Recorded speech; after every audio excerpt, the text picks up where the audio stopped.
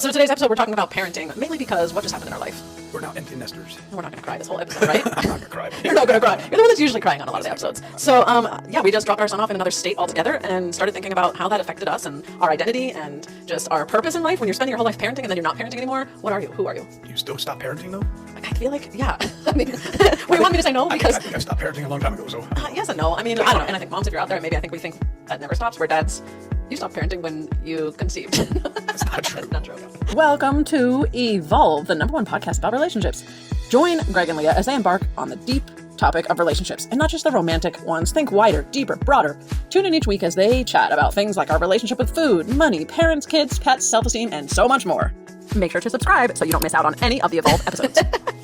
Welcome to our first ever recorded episode of Evolve. I'm Greg. And I'm Leah, and thank you for joining us. If you haven't been here before, welcome, and if you're returning, thank you. Thank you, yes. So we're a little more professional at this point. We look nicer, we have mics, we have our notes in front of us. But yeah, I didn't want to just focus on empty nesters, because parents and who listen and or are part of this, you might be in any different phase or stage than empty nest. You might just be getting started and be planning having children. So what are the phases then, would you say? So we're going to go through that. We're going to start at the beginning and keep this as brief as possible, but also just add in some tips and tricks and reminders that I could say, because we've both raised multiple beings. We'll say it that way. But like, I'm from a blended family of 8. The one under me is 9 years away. So I was already like able to help be part of a lot of her growing up, as well as the other 3. You've had 2 children prior to our son. So we've raised a lot of babies. I didn't personally have those children. You didn't have those children. Hello, But yes. But you contributed to these. So like, just through whatever experience, whether it's good, bad, or ugly that we have, some things that maybe we wish people would have helped us, told us about. I was sharing with you earlier this afternoon when we were on our way to get some stuff, and before we got here, of just a memory that I have of phase 1, which we can just dive right into, the early years, which is like pretty much newborns, toddlers, preschoolers. When Joshua was born, our son was born, I remember, even though I have had all this experience and I babysat my whole life and a young adult, when I had him in my arms at the hospital, I thought, they're going to send me home with this being that I am responsible to keep alive. I don't know if I can do this, because there's no more villages to raise your kids. It's just you. Unless you have family that's close by, which thankfully I had some, but ultimately, morning, noon, and night, it's my responsibility. Even more so than, I know that, dads play a big role, but ultimately mom is the nourisher, especially if you're nursing and things like that. Like, I have to do this. So I was terrified. I was pretty fortunate enough that my oldest, their mother of my oldest, my first child, their mother already had a child, so she already knew what to do. She didn't have the first baby fears. So she was all excited, and not that I wasn't excited. I was all excited, but the fear of, this is my first time, I might break them. Because her son was already part of our lives. Yeah. And he was pretty young. So I was weaned into it. So, but it does help if one of your partners has done this before. Right. Then you both don't go into it, eyes wide shut and be like, oh my God, what are we doing? But I just want to say, like, for this first stage, I mean, that's the phase that's filled with love, exhaustion, and a lot of Googling now, which we didn't have Googling when we raised our children. Yeah, mom and dad, or grandparents, or whatever. And the neighbors next door. And you also had a lot of unsolicited advice coming at you too. A lot of people telling you stuff. So I want to just say, like, one of the things that no one tells you is just how isolated you sometimes feel, and how much you doubt yourself in those early years, where you're just like, am I doing this right? I remember with our son, I was nursing, but I felt like I couldn't keep up with his hunger. So I remember we talked to him, and you're like, just give him formula, because I was crying all the time. And you're like, I don't get why you're crying, which I don't think that the males get, because the bond isn't there the same as moms, where it's like, no, this is what I'm built to do. My body's built to do this. I'm supposed to do it, and you feel like a failure. So you doubt your ability. And so we gave him formula, and then also like a little bit of solids, and he was only 3 months old. So pediatricians listening to this, don't kill us. And then he got constipated, and the guilt felt like, I felt, oh my God, I've ruined my kid. I'm probably going to kill him. And there's just so much isolation and doubt in those early years. It's true. So I know that, like, I don't know what dads feel like, and if you have any tips for dads in the early stages. Well, I don't know if you pretty much generalize males by saying that we have this, what did you say? How did you put it? We're not parent. We don't have the same bond. I would agree and disagree. I think that. I completely agree. Obviously you had the being come out of your body. You built them. You nourished them. You each have cells in each other. But I know that there are. I don't know the word, because it's not like I don't have compassion. Sure. Compassion, but like, for instance, we would drop him off at his house, and you'd watch him walk to the front door. Oh, even as an adult. Yeah. As an adult. Yeah. And make sure he got in okay. I would be smacked every time I'm ready to pull away. He got out of the car, he's safe. And that's that like nurture. I want to make sure he's safe, that he gets inside, where I think that instinctively, men are just like, once they're walking, they're like, they got this, where moms are just never going to stop worrying. Wouldn't it be better sometimes if we just, I think if looking back, parenting now 3 children, part-time parenting because of a divorce, but full-time parenting 1, part-time parenting 2. Every bit of parenting is, if I could do it over again, I'd probably do it completely different because it was. I think that too sometimes, but then I also think we do the exact same things. So I don't. The things I agree at the time, I just completely sure, we evolve, disagree. and I mean, when you have different kids, you also parent each kid very differently as well. The programming that is being programmed, I would try to be a less programming person. Yes, don't program your kids to what you think they should be, but it's so a lot hard. more independent. And when you start realizing how programmed we have been, I guess that's my biggest. Yeah. What I would but I mean, do everybody, differently. that also goes for any phase of life. Like as a 50, almost 60-year-old, you would tell your 19-year-old self something very different at this point. So it's not just in parenting. But getting back to parenting, before we, give any tips for the early years, do you have any insights of what those early years felt like for you on the dad side of the spectrum? Well, the dad side of things is I was overly proud and just. Because you had a son, or just in your offspring in No, general? My first having, I got what I wanted each and every time when it came to the gender. Yeah. I wanted a girl, 2 girls at first. I really did. I Yeah. don't know why I wanted a girl, but I did. And then when I wanted a boy, we had a boy. And I usually get what I want. I always get what I want. Back to parenting. Oh, yeah. It's not about you. What was the question? Yeah, this happened. This is why we have notes. Are you looking at your notes? No, You're not no, looking at your actually, notes. no. But just in talking about the early How I stages. felt. Well, again, I had a trainer. The girl's mom, she had already been through this. And so it was more of, this is what we're going to do. She had to the I point feel where. like is that a lot of dads though? They don't always have a lot of say. It seems it's the moms, especially from that newborn phase of like, no, this is what they need. And I will say, instinctively, even in nature, like animals that take care of their young for a long time, the females, they recognize a cry of all the sheep in the whole pasture of theirs. Right. A dad might not. There is some, I feel like, instinct differences. Probably. But just any tips that I was asking you like to share that you feel like in the early years, from the dad's side of things, from the point of view from you guys. What would you possibly do different, or what would you do again exactly? Because it worked out great for you in those early, and it's like I said, the early years is the newborns, toddlers, preschoolers. Each child was different because I had learned different things, and each child experience is different. And I think that's probably the thing that I would probably say is go with the flow of what is happening in your home. with Instead of trying to force things to go a certain way. Whatever. If your child is a cranky child and can't sleep at night, Or colicky, yeah. then go with that flow and try to get kung fu the wave. Kung fu. Tai chi. Work with the energy that's there. Work with the energy that's there, because fighting it is never a good thing. But like also just, I mean, I remember sleep deprivation, milestones, trying to figure out who you are as a parent too. Because I remember one of our quick personal stories in that phase, I was pregnant still, but we had the business together, and finally I was so big, my belly was just so big that you were like, I don't think you need to be out here anymore. I was actually on large equipment, working it, labor, intensive stuff. And I remember the day that I stayed home alone, I just sat there crying because my identity was being a wife and being a coworker and a co-business owner. And all of a sudden now I'm home, and who am I? Like this, I got this thing growing inside of me, but it's not here. I got nothing to take care of. And now I'm just going to sit here on the couch. So identity shifts is huge. Yeah. I'm also maybe thinking there might be some identity shifts for dads, because where it just used to be you and I, now there's this new person in the mix who gets a lot more attention and time, especially in these early stages and phases of newborns, preschoolers, toddlers. You lose a lot of my time. And I feel like we did fight about some of that in the early years. So when you say go with the flow, I think that's something I would also encourage parents is like, just know that those first 7 years possibly are going to be very focused on the kids. Don't forget each other, but don't also beat each other up for the time it does take to raise the What you kids. can do to prepare for that is something similar, and this is skipping forward. We can jump into the other one too, but I do have some more tips. We are now empty nesters, but in this last phase of before we were actually officially, we kind of weaned into it.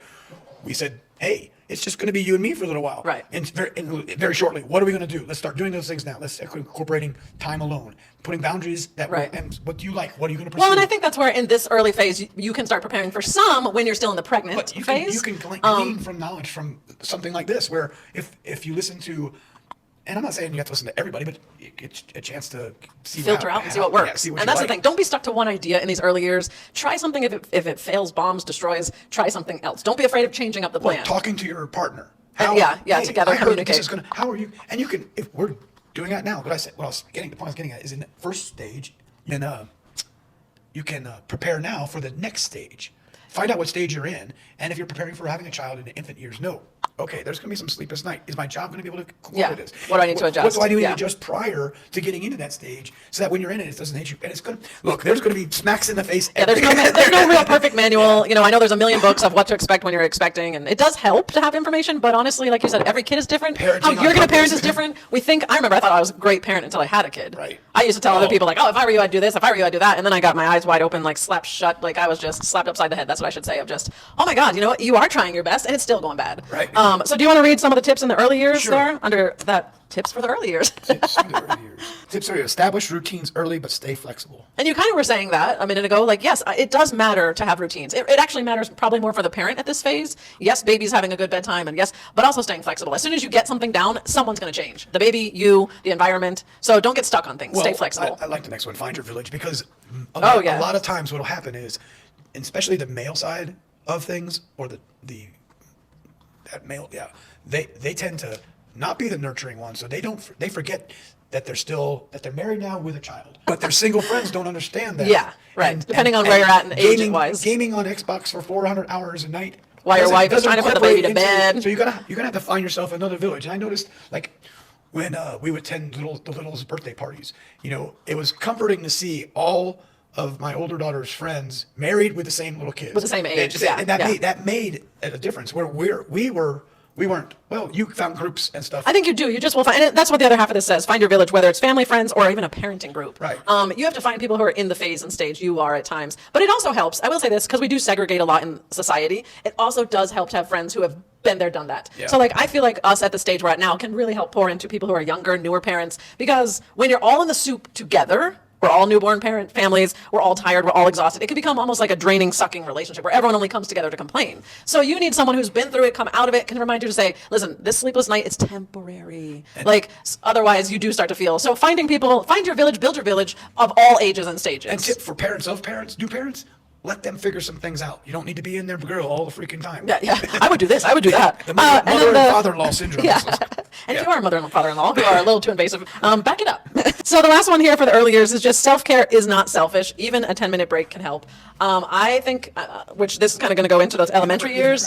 I never had a problem with that. We were talking about that this morning on our early sunrise hike of just, I'm somebody who pretty much can walk away from a crowd, even if I'm the host, and just be like, my energy's draining. I need to walk away. So I've never struggled with this as much as you have because of societal training that you've been brought up in. Is this is what you do, this is how you do it, you show up, or otherwise guilt destroys you. It goes back to the airplane. The stewardess says you can't help your child until you put the mask on yourself. But in real life, I will one tell ever you, does that. I would put the mask on my son if I had a child. That's just how it would go. I know what you're supposed to do, yeah, but we would absolutely. always make sure our kid is able to breathe before we could. But you're So going to have to breathe.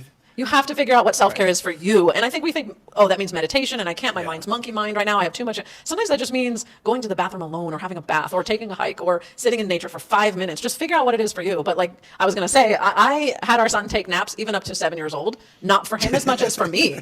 Mama needs this hour or two. That's it. You got to go in your room and you got to be I quiet. understand why my mom would set the Kool-Aid jug outside the steps and say, go play. I need my space. And it's not selfish. I think somewhere in the lines, parenting has become, you have to self-sacrifice everything for your kids. And that's just not true. Like if you do that, you drain your battery Well, too quickly. One of the things we were talking about this morning when it comes to parenting too is, you know, we think parenting, and what we were talking about was that parenting is actually teaching, speaking words, but more shit is caught by their actions. So The action, the environment, So if you're not giving yourself time, They learn the They same learn thing. not to do it. But we also start programming them, which this goes into phase 2 of the elementary school years of get it done, always be busy, be productive, be perfection. So because we have that pressure on us, we start pushing it on the next generation down. Yeah. So moving into the elementary school years, this is all the stage all about structure, which is homework, sports, starting to see your child's personality come out, which I think it comes out even earlier. But just a time that you're trying to let them have a little bit of independence. They're demanding some independence, but you're also, as a parent, like not sure you're willing to give up some of that control. I remember the neighbor's kids, because our son and the neighbor's daughter were the same age, and she went off to school, but he stayed home for homeschool. And she was like, is he going to ever learn? How's he going to socialize? What's the biggest concern? And I was like, well, Yeah. first it was no, that we couldn't teach him everything he needed to learn. Right, true. And so I was like, and she would come home from school with, her backpack was as big as her, filled with homework, and she wasn't even in kindergarten. And I thought to myself, I said to the parent, I said, you're still homeschooling that child. Right. Because you're spending You have to your spend all the time doing afternoon homework, yeah. doing the homework with the kid. The teacher ain't teaching them shit in school other than what they're ringing the bell, going to place, being But again, we're teaching them and almost training. And I'm not saying that, there's one education that fits for all, but I will say one education doesn't fit for all. Did I say that the same way twice? Right. That's the problem, I think, with the education system, which is a whole nother episode, another time, is that we have this cookie cutter and too many kids don't fit in it. And then we as the parents, I will say a lot of times, especially in these early years and the elementary years, You just want peace. I wanted my son not to embarrass me. Right. So a lot of my discipline of him was that someone said something, someone looked at me a weird way, I heard someone over saying something about, oh, if my kid did that, and it embarrassed me, so I immediately put that pressure on him and made him feel like you're the problem. Right. And just this cookie cutter, everyone has to fit this. And that's the same as what we were talking about this morning with society and like, I'm able to walk away. I don't care if I host this party. If I need a break, I'm walking away. Where you're like, no, a host does this, and this until the end, even if they hate it. And I'm like, no, I'm sorry. Where there's other things where I just turn around and walk away because I'm tired of talking to your ass. And it's true. We each have our areas. But just the cookie cutter concept doesn't work. In parenting, it doesn't work in education. It's just, I kind of feel like it goes back to the other tip of like you were saying, like just go with the flow on some things. There are some things that we want to and try to control too much, and it becomes a stress to us and our children And as well. figure out if like we took it for when you were embarrassed when he was in public, and Right, we and would like- not go in public. We would not go to restaurants because we didn't want to be that. And there is a season where maybe you, like you said earlier, make adjustments. If this isn't working, if you're finding that you're at a restaurant with your, elementary school or toddler age kid, and you're just like, we're fighting more as a couple, we're fighting more as a family, then stop going out to dinner. I know that feels like Or go constricting to you as go the to a adult, place where your but kid can run free. or let them be somewhere. Pick a different thing. Compromise in these years. Roadhouse could throw your peanuts on the floor. Yeah, you can't do that anymore anywhere. But I remember someone, peanut allergy. we took a parenting course and about this age and stage of our son, the early years here, the elementary school years, and we took parenting on purpose. Parenting on purpose, yeah. And I remember another couple, we had so much fun in this class, and one of the other couples said, I don't like parenting on purpose because it actually punishes me. So, for example, she shared a story where I she really was like, wanted to go have ice cream. She said, if you don't stop, we will not have ice cream. And then he didn't stop, and they couldn't have ice cream, and it was her punishment.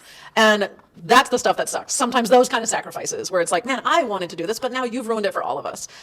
Just where there might be some sacrifices in these earlier years where you're going to have to readjust some things, make some compromises, and sacrifice a few things here and there.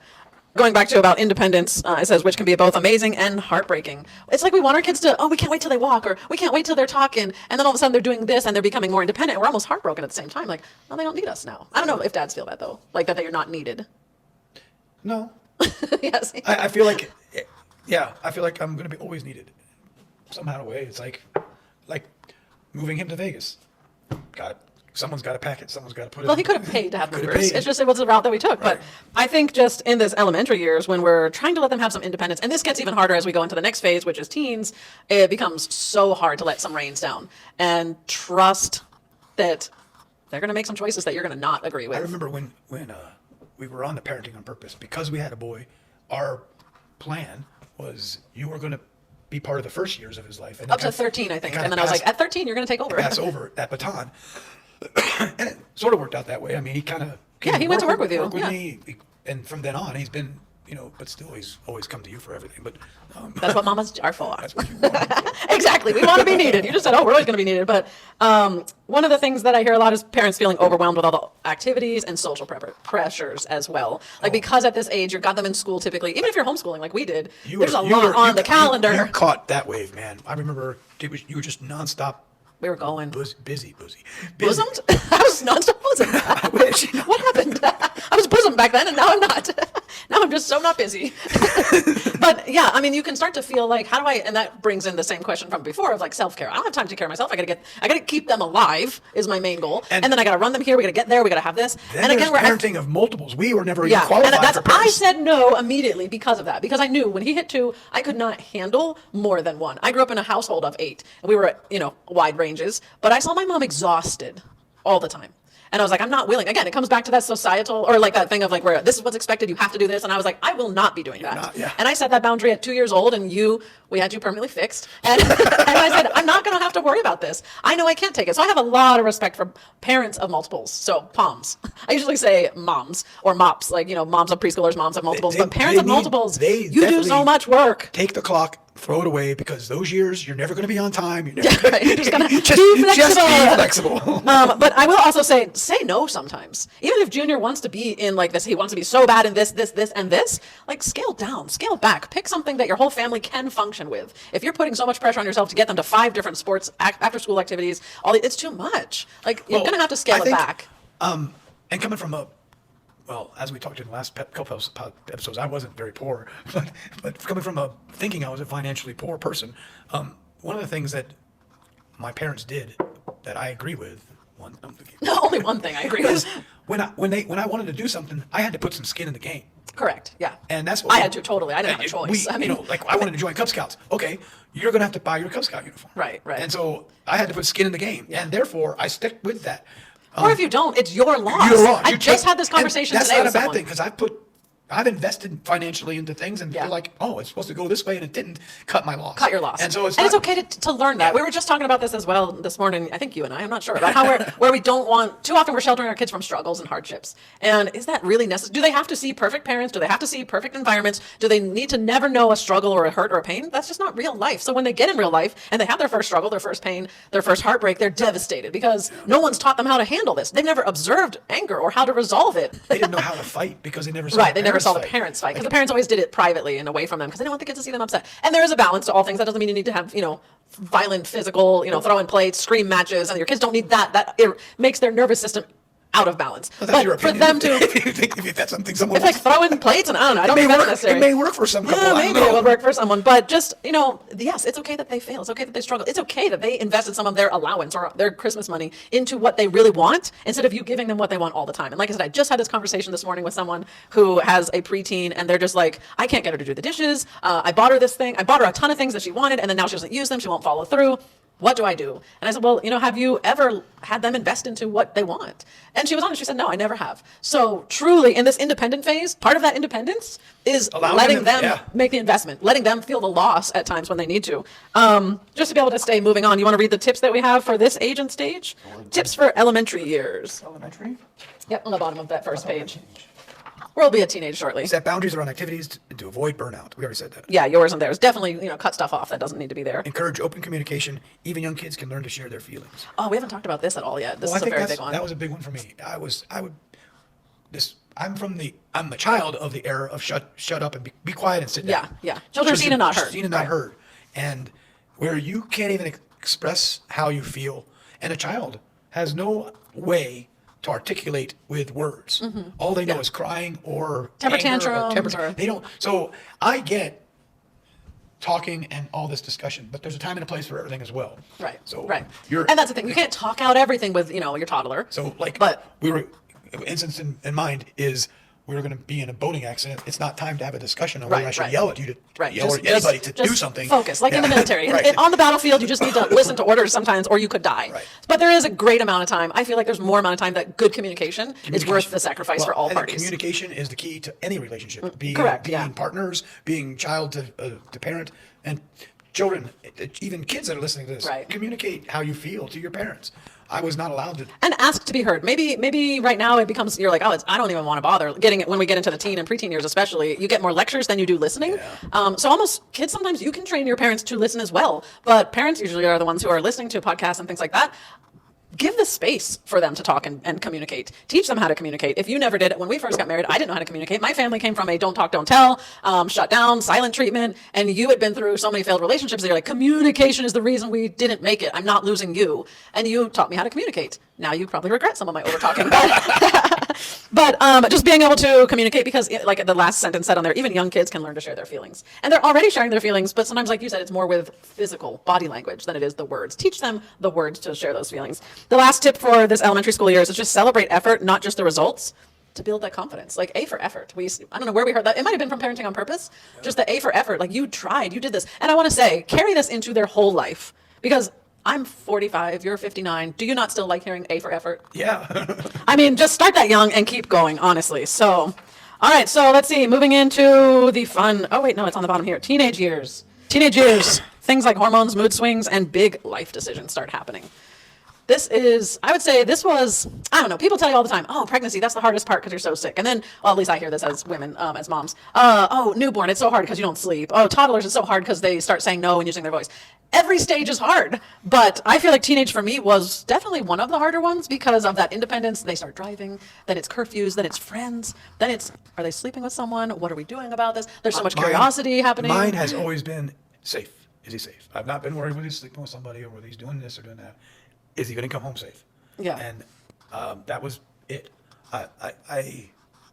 everything else fell underneath that. Is he safe? Yeah, that's a good way to think of it. Are they safe? I should say. I wish I Because- could have had that perspective more often than specifics. Like he needs to be this and he needs to be that. I think that would have been a more broad, general way of just thinking and just letting him be curious about things, letting him skin his knees up metaphorically, physically, whatever.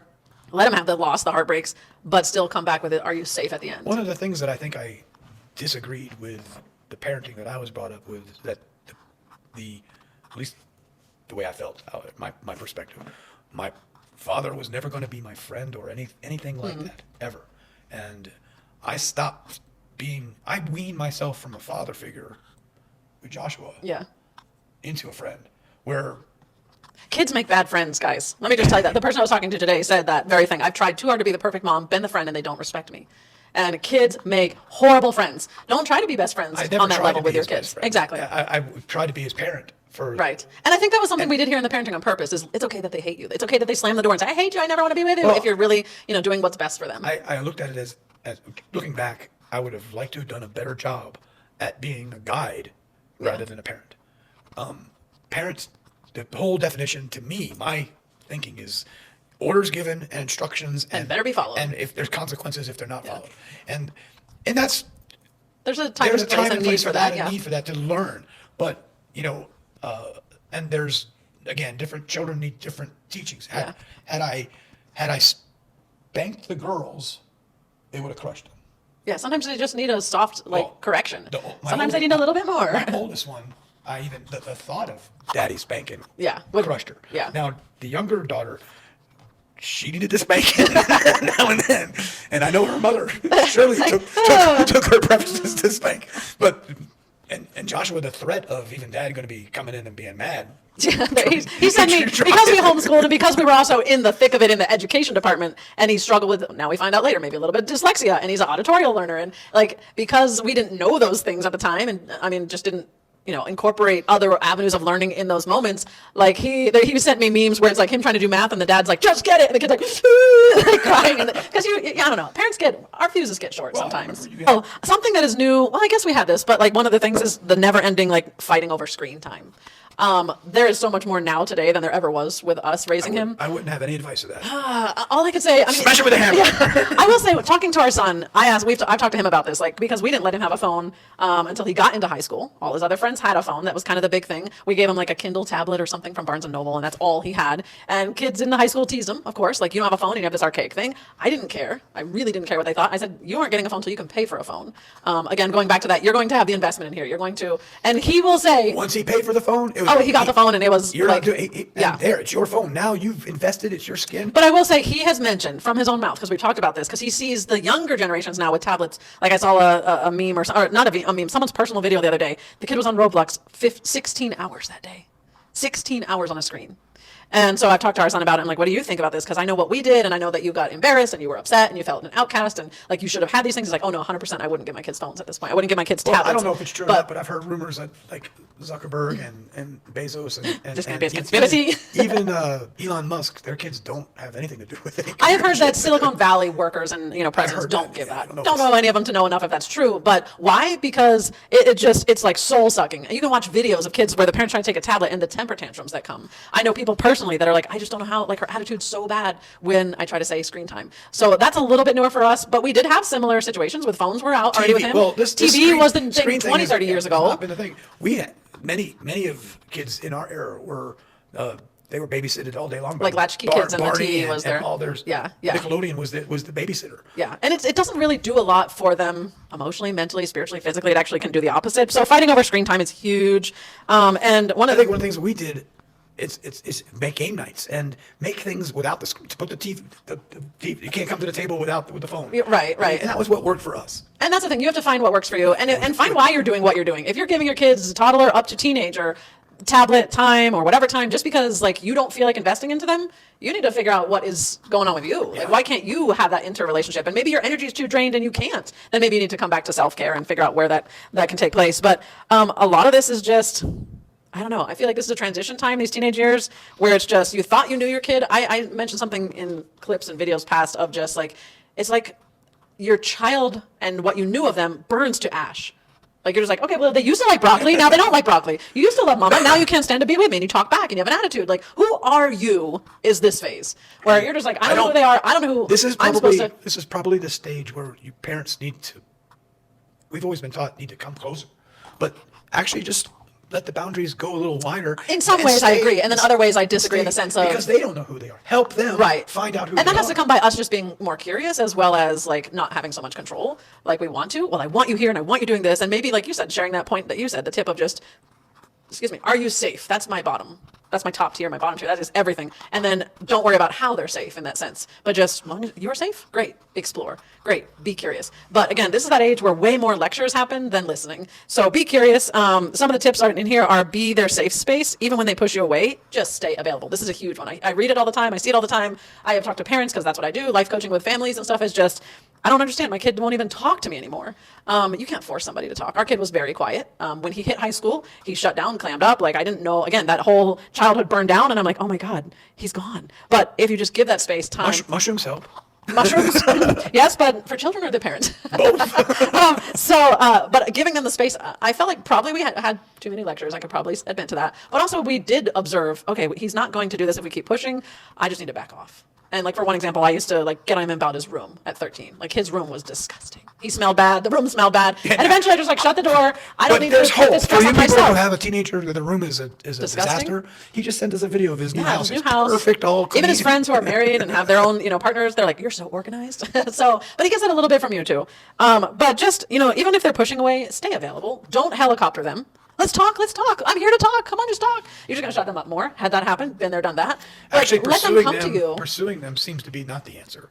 Kind of the same in any relationship. When someone feels like you coming on too strong, they tend to go away. So giving them the space. Also, I have I built a freebie that I give away to a lot of families and parents. And one of the tips in there, it's like 10 tips to reconnect with your kids. One of the tips I say is, don't try to like talk and force. Just side by side. Like side by side chats are sometimes easier. In the car, sit on the living room floor, or don't talk at all and just be there.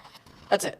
And let them come to you when it feels safe. The next one on here, the tips for those teenage years, is focus on connection over control.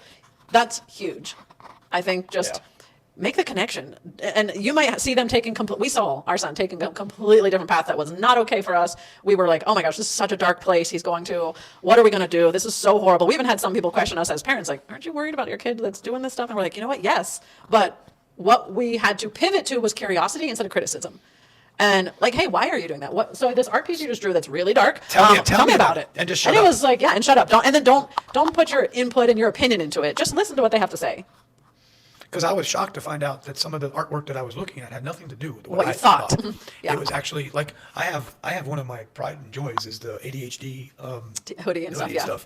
And if for a long time because of the art on it, I was like, oh my God. This is a company. Our son actually started with his art making it a company for mental health. But as I've wore this shirt, I've had, oh my God, hundreds of people stop me. Hundreds? Well, we've been across America. So we're in a lot of tourist places. We're sitting in Carlsbad Caverns one time. And someone mention it? The Yeah, kids? we're standing in line for 4 freaking hours. So someone starts talking to me about the shirt. And But again, yes, until, we didn't know, unless we got curious. And we come from a very religious background. You can look at other episodes to hear more about our transition and spiritual deconstruction. But what he was drawing was very against our belief system at the time. And everything in me wanted to be like, stop, don't do that. This is so dirty. This is so bad. This is so dark. But just being curious. And that's the tip here is just focus on connection over control. Had we really squeezed him, I think it could have taken a much darker path. or it just would have not been we would not be part of his life. Yeah, he would have cut us out and moved on. So you want to read the last tip here under the teenage years? Yeah, encourage their passions, even if they're different from yours. Which is exactly what we just kind of said. Especially if they're different from yours. Yeah, especially. That make them feel valued in their own independence, I think. And it's hard for us because maybe you want the kid to be a doctor and you want them to be this and you want them to be that, but they want to be completely opposite. They want to be the starving artist, so to speak. But What was kind of cool, it's okay. we were watching something, I actually think it was, I want to say iCarly, but no, it was something else where the guy was a deadbeat. It was The Middle.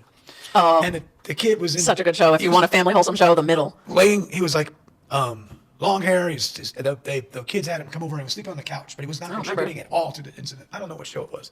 And about 2 months there, one of the persons was complaining about them not doing anything.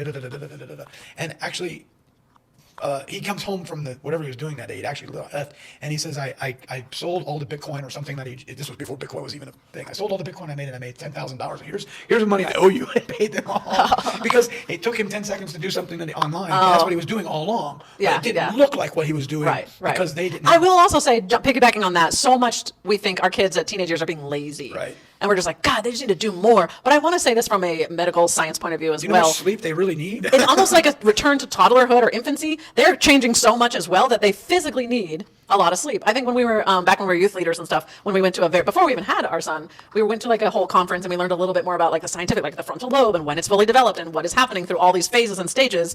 Look into that because it will help you in your parenting to realize what they're capable of, what they're not, why they need sleep, why they might be acting these ways because they are My truly father would chemically always ask, changing. what are you doing? What are you thinking? thinking? What are you doing? What are you thinking? And my response was, I don't know. And that would get me in more trouble by Yeah. saying, I don't know. But the fact of the matter is, in the studies that we were studying, Right. they don't fucking know. Yeah, They don't. yeah. Why did you just jump over that hedge just for no fucking It came to me on don't Friday. I know. want to go. They really so just stop asking. don't know. I don't. That's one of our tips we're going to add onto there. Don't ask. What were you thinking? They Because don't know. They're until they're fucking- 25, and that's why we didn't realize until we took these seminars like that. Industries know this, so that's why you can't rent a car until you're 25. Frontal lobe is not developed yet to be able to make those certain, consequence, action, cause, effect kind of things, decisions. So, lastly, let's hurry and run through empty nest and beyond because that's where we are. We have no experience. That's what we don't have a lot We of have like experience. 4 or 5 days. We got a little more because he did move out about 6 months ago to his own place. That wasn't moving out. He was at our house for dinner. He was at our house a lot, and I loved it. it. And I don't know if you loved it every time, because sometimes you just want to come home from work and not have to share like space. But Sometimes I don't want to watch Papa Meat. I'm sorry. I do appreciate and I do like Mr. Beast, but I'm tired of watching that every time. Want to come home and see Forge and Fire? oh my God, I've done. No, we're not even gonna talk about Forge and Fire. When suddenly you're faced with a quiet house, this can be a really tough adjustment. I will say there is that mix of pride and loss. It's completely bittersweet in the sense of, oh my God, like especially for this transition for us, we know where he is so much better for him. Being where he was with us, he was limited completely. So now he's got much more exposure. He's already got to meet really cool people where he is and just already having huge impacts in the business that he went to go be closer to. So you're proud of that, but then you're also just like, when we drove home, I mean, we cried on and off. It hit us like waves, like being punched in the heart. It was like, oh my gosh, I don't think I can breathe because this entity, this best friend who's become a best friend at this point, because we did some things right. I mean, we screwed up a ton, but something must have been right that, he was over at our house every night, not just for the food and the free stuff, but truly he just hung out with us. He'd be like, hey, what are you doing? Can I come over? Let's go for a hike. Let's go do stuff. And not having that anymore. Like the first day we got back and you drove by the house and it was empty and he's like, you called me and you're like, I'm a mess. I'm sorry I'm calling you. I'm like, it's okay if we grieve. It's okay that we feel so sad. But we know ultimately he's better off where he is. He's going to do great and we'll get to visit him. But going from every day to maybe a couple times a year to seeing those kids, it's really freaking hard. It's true. Well, some tips that I will say for myself, even before I look at the list, because I don't want to read this part yet. I want to just share my own thing. When we were coming home from that trip, I was telling you this morning too, like I took a full 36 hours at least of just like being a mess. And it started the night before we left him. I'm like holding him on the couch and I start crying and his head is here and he's like, Mom, are you crying? Because my tear like dripped off onto his head, down his face. And he's like, Mom, stop. So I started crying before we left, cried most of the way home, cried that night in bed, fell asleep hardcore. And the next morning I woke up and I'm like, I can't live this way. I can't live this sad. Like, what am I going to do? Like, I am 45. I've lived my life. I've done so much cool stuff. Because I was also starting to feel like comparing to a 20-year-old. Oh my gosh, he's got so much ahead of him. He knows where he's going. He's so driven. What am I doing? And I felt kind of, I don't know, did you feel that at all? Where I was like, what am I doing? Oh my gosh, what am I reaching for? I don't have any passions. I don't have anything I care about. Because I've gotten, you said earlier in this episode, like we've gotten everything we've wanted. Sometimes it takes a really long time. Sometimes we take big detours and cost us a lot of money, but we've gotten what we've actually wanted in our life. And so I thought, I don't really know what I want. But I made myself this short list of I'm going to just make some short, immediate goals, quick things I can get done. And you shared it some way of like waking up and having a purpose. Right. Like even if it's just, I'm going to clean this corner of the house, or I'm going to go to this class at the gym. I'm going to just having quick, immediate goals, because when you are our age and you're empty nesters, you've probably had some kind of career. You've done that. You've climbed Mount Kilimanjaro, whatever it is. You've done things. And if you haven't, go do those things. Seriously, life's too short. Amen. But see, you are going to cry in this episode. What was some things that are helping you transition in this time? Right now, it's just it's the gym membership. Just going to the gym, keeping my mind focused on positive things. So, Yeah. and yeah, it's just spending time with you more. I mean, it's an opportunity. Yeah, we have nothing but time together now. Yeah, which we're going to also have to have our own time. But let me read some other things on here. Definitely it's a tough adjustment. Mix of pride and loss. The key here is to rediscover yourself. What lights you up outside of parenting? And again, I feel like moms are especially going to have to dig in for this if you've been the stay-at-home parent. Some of the dads maybe have been stay-at-home parents and they have to now find themselves again. But just what lights you up and what wakes you up? Even if you don't feel like you're at that space you can light up yet and feel excited, what wakes you up? What can you go do? Go to the gym, go do these things, make that short to-do list, have small wins, small goals, small wins, and build them up as we go. Some of the key takeaways here for empty nesters is reconnect with your partner or hobbies that you've put on hold. You mentioned earlier in the episode of like kind of we started doing that already ahead of time, knowing this season was coming up for us, making sure that we were making space and time for one another. With each other, trying Yeah. to make space in that. I mean, there was some seasons where it was harder than others, whether it was because we didn't have the money or because Joshua, our son, or other people pulled from us. We didn't always have the best of boundaries. So we let other people drain us, and that took from our time together. But reconnecting with your partner or reconnecting with those hobbies, I think we're going to get back to painting soon, it sounds Hope like. Art, we love doing art together. Next is stay connected with your kids without hovering. We just were talking about this the other day of like, we could call our son every day and FaceTime and be like, how's it going? What are you doing? Have you done this? Have you done that? Because there's a lot of things he has to wrap up that he hasn't yet, but we could hover and really You push could away. hover. I don't know if I could hover. You could hover. I could hover. Okay, I could hover. But I'm being really good. I'm trying not to always be the one to institute or instigate like the outreach and the I'll be in contact. control of the helicopter. Yeah, you'll control how much I hover. And the last one here is just embrace this new chapter as an opportunity for growth. And these are things that we are still going to be applying. Every other phase we've already passed. There's no redoing. There's no fixing. There's no, adjusting. You made sure of that. What? There's no going back. Oh yeah, no, I can't even imagine starting over at this age. Good God, no way. I look at toddlers and parents who are our age having little, I'm like, oh no, oh, good for you, but not for me. So yeah, I think just parenting's a lifelong journey. It's not something that ever ends. I don't think it just changes and evolves every stage, every phase. So I hope that, something in here resonated with someone and maybe you got a tip that you can take away and be like, oh my gosh, I need to be doing this. I need to get back to that. I need to institute this in my life. Yeah, if you have a tip to tell us about empty nesters, we'd love to hear that. Yeah, definitely bring that in. Every phase from sleepless nights to empty nest. And it comes with its own challenges, own joys. We'd love to hear from you. So share your parenting stories. We shared a lot of our own personal stories today. Share your struggles and share tips. Yeah, we can't go back and redo anything. But And hit the subscribe button because that's important to us. thank you. Oh, yeah. Thank you for joining us and honestly for just being part of our first very messy recorded episode. And Do something about these. you need to hold your hands a little bit more still. Well, if Buddy. I had it, even then, I could. Nope, your hands go everywhere. Take a break. I don't know. We'll figure this all out. But thank you for joining. Subscribe, like, comment, and until next time, be evolving, people. The bloopers reeled, as you can tell. If you stayed this long, thank you. I know You we're gonna hold that far away janky, from your mouth? we're raw, I'm holding the mic way too close, he's holding it all over the place. sound's gonna be up and And down. this is just our first time. We're having so much fun doing this. And if you held out this long, kudos to you. You're awesome. And definitely hit subscribe, comment, share. We would love to hear your feedback because this is what it's all about, is us evolving. As we evolve, we also want to ignite, encourage, support others who are also evolving. So we had a lot of fun in this episode, our very first one. Don't worry, it's only uphill from here. And until next time, remember, be evolving. And don't forget, like, subscribe, and follow.